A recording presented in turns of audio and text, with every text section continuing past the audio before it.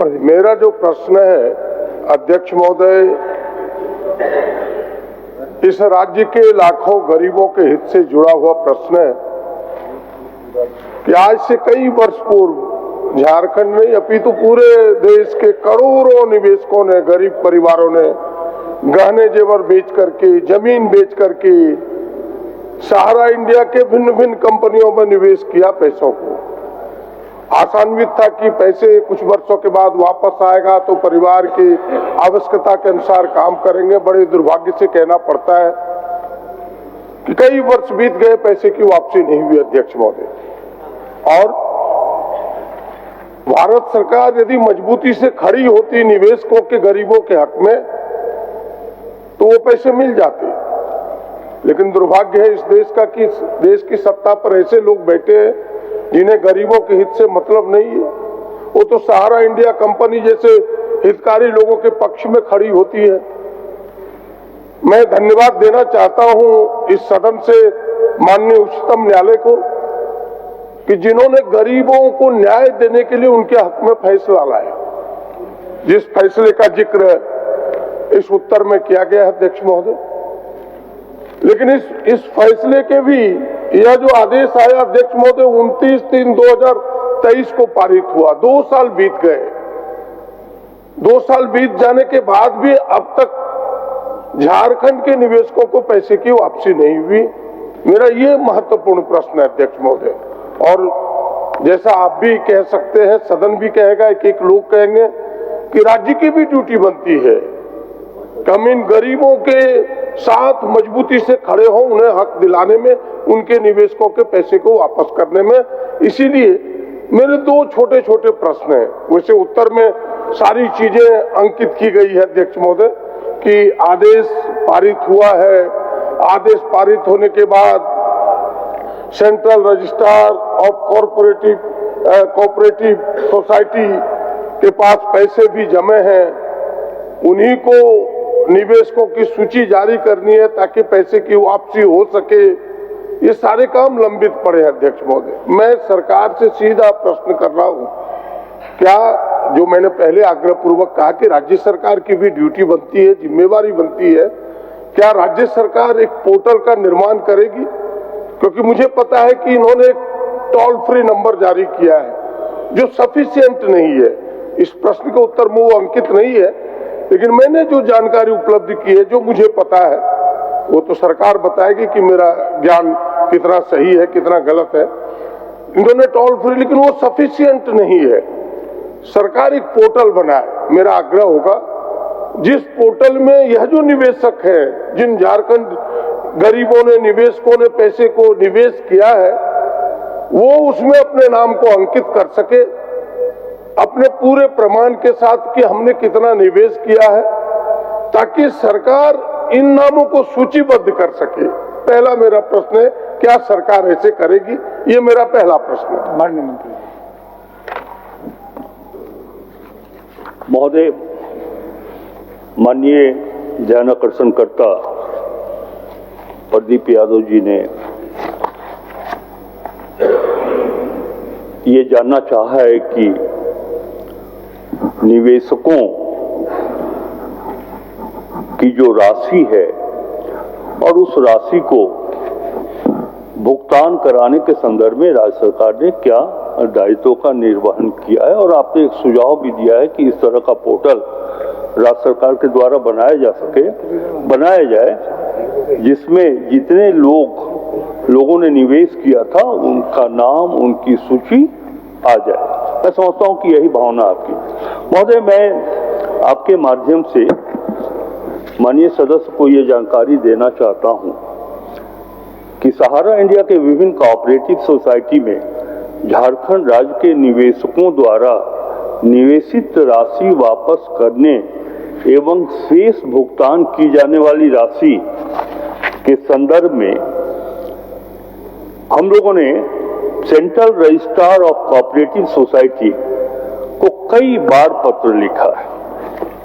महोदय, मैं उसकी जानकारी भी माननीय सदस्य को देना चाहता हूं कि एक तो 16/12/2022 पत्रांक भी है, 17/4/2023, 22 जून 2023, 15 दिसंबर 2023, 9 फरवरी 2024 और 30 जनवरी 2025। और ये हम लोगों ने, राज्य सरकार ने 6 पत्र लिखा है, लेकिन अभी तक उसका कोई जवाब महोदय नहीं आया है।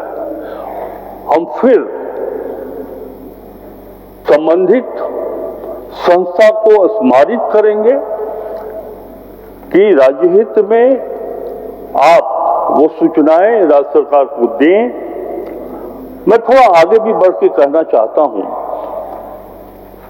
ये बात तो मैंने सोचा है कि जब 6 पत्रों का उत्तर नहीं आया तो क्यों ना हम राज्य सरकार के संबंधित अधिकारी को एक बार व्यक्तिगत रूप से दिल्ली भेजें और central registrar of cooperative society से यह अनुरोध करें कि 6 पत्र हम लोगों ने लिखा है, अभी तक आपका जवाब नहीं आया है, आप बताएं कि आगे की कार्रवाई आपके द्वारा क्या की जा रही है।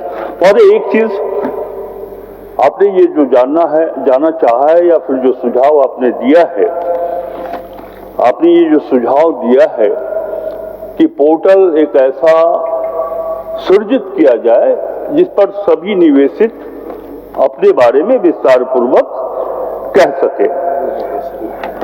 महोदय, मैं माननीय सदस्य को ये बताना चाहूंगा कि यदि राज्य सरकार के पास निवेशकों का कोई सूची नहीं है, तब हम ये प्रयास करेंगे कि इस प्रकार की व्यवस्था की जाए ताकि सभी लोगों के बारे में विस्तार पूर्वक जानकारी सरकार को भी प्राप्त हो। अध्यक्ष महोदय, मैंने सरकार को सहयोग करने का ही प्रयास किया है। बिल्कुल बिल्कुल। मैंने ये कहा कि आपके पास सूची है नहीं, अगर सूची है तो सरकार कहे कि नहीं मेरे पास सूची उपलब्ध है, पोर्टल की कोई आवश्यकता नहीं है। इसीलिए हमने कहा कि आपने टोल फ्री नंबर भी दिया था जिसमें कुछ निवेशकों ने अपने नाम भी अंकित कराए होंगे टोल फ्री नंबर के माध्यम से, इसीलिए हमने कहा कि पोर्टल। और दूसरी बात, मैं भी वही बात चाहता हूं कि आप 2 सेक्रेटरी स्तर के नोडल पदाधिकारी नामित करें जो इस समस्या के लिए सीरियस हो, गंभीर हो और इस पर लगे। और मैं कह सकता हूं आपके दावे के साथ, जिस दिन सरकार 2 सेक्रेटरी स्तर के पदाधिकारियों के इस काम के लिए नामित करेगा और उनके कदम कोऑपरेटिव रजिस्ट्रार के यहाँ जिस दिन पड़ना शुरू होगा, जो 6 पत्र आपने दिए, अगर 6 बार उनके यहाँ घंटे लोगों ने बजा दिया तो इस काम को आसानी मिलेगी, झारखंड के हक में दिला पाएंगे, ये मेरा विनम्र आग्रह होगा। और क्योंकि आपके नियंत्रण में है नहीं वो मुझे पता है, आपको भी पता है कि नियंत्रण भारत सरकार का है, लेकिन हम अपने हक में, क्योंकि आपने देखा होगा कि मुख्यमंत्री जी ने अब भी कई बार घोषणा किया कि सहारा इंडिया के निवेशकों को हम हक दिला के रहेंगे, यहां तक कि मैनिफेस्टो में भी इसे शामिल किया गया है। झारखंड मुक्ति मोर्चा गठबंधन की सरकार ने मैनिफेस्टो में भी डाला है। जब ये चीजें डाली है तो हम सबकी ड्यूटी बनती है उसके पक्ष में मजबूती से खड़े हो और प्रयास ऐसे हो जो सार्थक हो, जो दिखे, केवल मैंने खाना पूर्ति के प्रयास ना हो। इसीलिए हम 2 पदाधिकारी सरकार नामित करे, उत्तर तो दे कि भाई 2 पदाधिकारियों को हम नामित करेंगे और पोर्टल का हम निर्माण करेंगे। महोदय, एक मिनट महोदय, यद्यपि माननीय सदस्य ने किसी पदाधिकारी को नियुक्त कर केंद्र सरकार के संबंधित एजेंसी से बात करने का आग्रह नहीं किया था, इसके बाद भी आपकी भावना और जो हमारे सरकार की भावना है, हेमंत सोरेन जी की नेतृत्व वाली सरकार की भावना है कि जो निवेशक जिन्होंने पूंजी का निवेश किया वो पैसा दिलाना ये हम सबों की जिम्मेवारी है। इससे इतना तो स्पष्ट हो गया कि 6 पत्र लिखने के बाद भी कोई जवाब उधर से नहीं आया है। हमारे जो निवेशक हैं उन्होंने कितनी पूंजी लगाई है इसके बारे में हमारी कोई सूचना नहीं है, सारी सूचनाएं उनके पास है। हम उनसे मांग रहे हैं, उन्होंने नहीं जवाब दिया है, इसीलिए मैंने अपनी ओर से ये निर्णय लिया है। अब वो अधिकारी की संख्या 1 हो या 2 हो, 2 भी जाएंगे तो उतना ही प्रभावकारी होंगे, 1 भी जाएंगे तो उतना ही प्रभावकारी होंगे। मैं ये कह रहा हूं और मैं निर्देश भी दूंगा राज्य सरकार के संबंधित अधिकारी को कि वह जाएं और विस्तार से वहां से सूचनाएं प्राप्त करके लाएं।